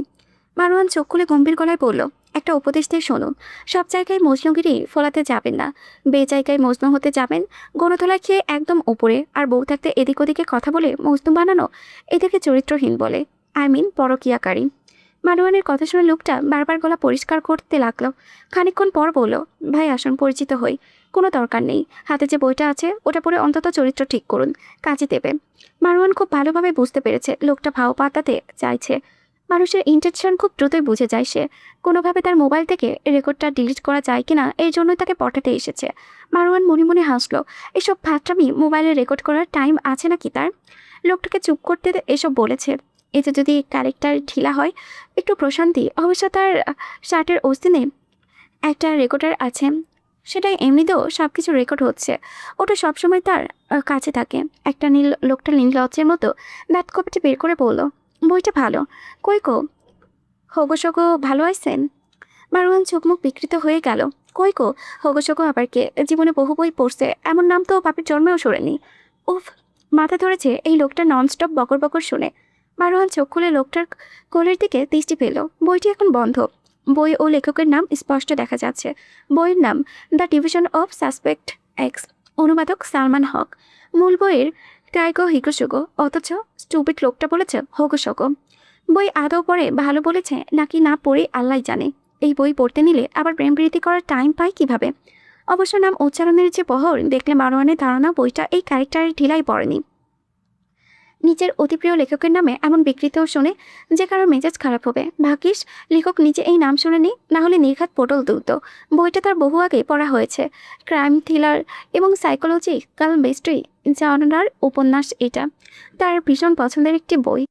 এই বই লেখকের নামের এমন পিণ্ডে চটকাতে দেখে মারওয়ানের সীমাহীন রাগ হচ্ছে। নিজেকে কন্ট্রোল করে বলল, আগে লেখকের নাম সঠিকভাবে উচ্চারণ করতে শিখুন, তারপর না হয় বই পড়বেন, কেমন? লোকটা উচ্ছ্বাসিত গলায় বলল, কেন, ঠিকই তো বলেছি। কই গো হুগোসুগো? মারওয়ান রাগ নিয়ন্ত্রণ করে মনে মনে বলল, তোর হোগা, ছাগল কোথাকার। মারওয়ান তাতে দাঁত চেপে বলল, নাম হলো কেইকো হিগোশিনো। তিনি একজন জাপানিজ লেখক। একটা বললেই হলো, কোনো একটা বিষয় না। আপনার নাম পারভেজ, আপনাকে যদি গার্বেজ ডাকে তাহলে এটা কোনো বিষয় না? লোকটি মুখ চুপসে বলল, আমার নাম জানলেন কিভাবে? আমি তো বলিনি আপনাকে নাম। মারওয়ান দার্শনিকের মতো উত্তর দিল, সিক্রেট বলা যাবে না, আমি মানুষের মুখ দেখলেই তার নাম বলে দিতে পারি, গার্বেজ সাহেব। পারভেজ নামক লোকটি নিজের হুইল চেয়ার সরিয়ে মারওয়ানের থেকে খানিকটা দূরে সরে গেল। মারওয়ান চোখ বন্ধ করে রেখেছে। সে বেশ বুঝতে পেরেছে লোকটা তাকে বিরাট কিছু মনে করেছে, সাথে ভয়ও পাচ্ছে। অথচ বিরাট কিছু মনে করার কিছুই নেই। সে ওয়েটিং রুমে ঢুকতে ঢুকতে একজন ওয়ার্ড বয় পারভেজ নাম ধরে ডাকছিল, তখন লোকটা হাত তুলেছিল। সে সময়ই জেনেছে অন্য নারীতে আকর্ষিত হতে হতে ব্রেনের কার্যক্ষমতাও সম্ভবত নষ্ট হয়ে গিয়েছে। মারওয়ান মনে মনে ভেবে রাখলো, আরেকবার উল্টাপাল্টা কিছু করলে পাবলিক দিয়ে কঠিন মার খাওয়াবে। মারওয়ান গভীর নিদ্রায় তলিয়ে গিয়েছিল। একজন নারী কণ্ঠের উচ্চ আওয়াজে কোন ছুটে গেল তার। চোখ খুলে সেদিকে তাকাতেই মহিলাটি তার দিকে তাকিয়ে বলল, ভাই, এই লোকটা মারাত্মক বেয়াদব। এক পা কবরে গেছে, অথচ অসভ্যতামি কমে না, বারবার কনুই দিয়ে খোঁচাচ্ছে। মারওয়ান ভ্রু কুচকে চোখ শুরু করে লোকটার পানে চাইল। লোকটা চোরের মতো মুখ এদিক ওদিক করছে। হাতে সেই বইটা নেই, নিশ্চয়ই অন্য কারো বই ছিল। লেখকের নাম বলার ধরন শুনেই তার সে ধারণা হয়ে গিয়েছে লুচ্চামি করে কুল পায় না, আবার পড়বে বই। মহিলাটা এবার রেগে হুইল চেয়ারে ধাক্কা মেরে বসলো। লোকটা মুখ থুবড়ে ফ্লোরে পড়ল। মারওয়ান রসিকতার সহিত তীক্ষ্ণ গলায় বলল, গার্বেজ সাহেব দেখি পড়ে গেলেন, আহা দুঃখজনক, নিশ্চয়ই মজনুগিরি দেখাতে গিয়েছিলেন। লোকটা জবাব দেওয়ার মুহূর্তে একজন মহিলা ছুটতে ছুটতে এসে বললেন, আমি অসুস্থ, স্বামী পড়ে গিয়েছেন, আপনি একটু উঠাতে পারলেন না? মারওয়ান ঘাড় বাঁকিয়ে বলল, আমি কেন উঠাবো? মহিলা আশ্চর্যিত গলায় বললেন, আপনি কি মানুষ? মারওয়ান গভীর গলায় বলল, না জিন। মহিলা হুইল চেয়ার থেকে স্বামীকে নিয়ে যেতে যেতে বললেন, হার্টলেস কোথাকার। এখন কি আপনাকে বুক ছিঁড়ে দেখাবো হার্টলেস নাকি হার্টফুল? আসুন দেখাই। মারওয়ান শার্টের উপরে দুটো বোতাম খুলে ফেলল। হুইল চেয়ারে বসা পুরুষটি একটু পরপর মারওয়ানকে কোনা চোখে দেখছে। মহিলাটি চেঁচিয়ে বলল, অসভ্য লোক, আরেকবার অসভ্যতা করতে গেলে আমি কিন্তু ছেড়ে কথা বলবো না। মারওয়ান হাই তুলে বলল, কিন্তু আমি আপনাকে ছেড়ে কথা বলবো। আমি আবার পরনারীকে ধরি টরি না। নিশাত ভ্রু কুচকে এসে মারওয়ানকে টেনে এনে বলল, এ কেমন অসভ্যতা? উনি তো ঠিকই বলেছেন, আপনি একটা পাথর মানব। আপনার হার্ট মনে হয় রক্ত মাংসের বদলে পাথর দিয়ে তৈরি করা হয়েছে। লোকটাকে উঠালে নিশ্চয়ই আপনার জাত যেত না? অবশ্যই যেত, গোটা জাতের নামটাই মুছে যেত। মারওয়ান আজাদ নাম বদলে হয়ে যেত মাংজাং চেং। এসব কি কথা? মারওয়ান তাদের গমনপথের দিকে চেয়ে বলল, এইসবই কথা। ইচ্ছে করছে দুমসে পিটিয়ে আসি গার্বেজটাকে। আরেকজন এসেছে, পতিব্রতা রমণী। কিসব বলছেন? ওনার স্বামীর জন্য বলবে না তো কি আপনার জন্য বলবে? আমার জন্য বলবে কোন দুঃখে? কথা কম বলবে। নিষাদ কপালে হাত রেখে বলল, আল্লাহ, এমন পাষাণ লোক ইহজন্মে আর দেখিনি। একটা পঙ্গু লোককে সাহায্য করবে, তাও আবার কত অজুহাত। এ কেমন লোককে আমার স্বামী বানাইলো ইয়া গাফফার। মারওয়ান চোখ মুখ শক্ত করে বলল, এখন আরও দুটো পাষাণের মতো কাজ করব। 1 নম্বর, ওই মহিলাকে একটা অডিও ক্লিপ দেব। 2 নম্বর, মানহাকে একটা কঠিন চর লাগাবো। কিসের ক্লিপ? কেন চর লাগাবো এসব জিজ্ঞেস করে লাভ নেই, আমি বলবো না। বলে কটকট পায়ে হাসপাতাল থেকে বেরিয়ে গেল। সম্ভবত ওই মহিলাকে ক্লিপ দিতে গেল। নিশাদ বেয়াক্তের মতো দাঁড়িয়ে রইল। কি ঘটলো, কেন ঘটলো, তার মাথায় কিছুই ঢুকছে না। মারওয়ান 412 নম্বর কেবিনে ঢুকে মানহাকে কষিয়ে একটা চর মারল। ইমতিয়াজ ভুইয়া দাঁড়িয়ে বললেন, এটা কেমন ব্যবহার? চেয়ারম্যান বাড়ির পুত্রবধূর গায়ে হাত তোলা কোন সাহসে? মারওয়ান রক্তচক্ষু নিয়ে ইমতিয়াজ ভুইয়ার দিকে চাইল। এই চোখ ইমতিয়াজ ভুইয়ার পরিচিত, বহুদিন আগে দেখেছিলেন, আজ আবারও দেখলেন।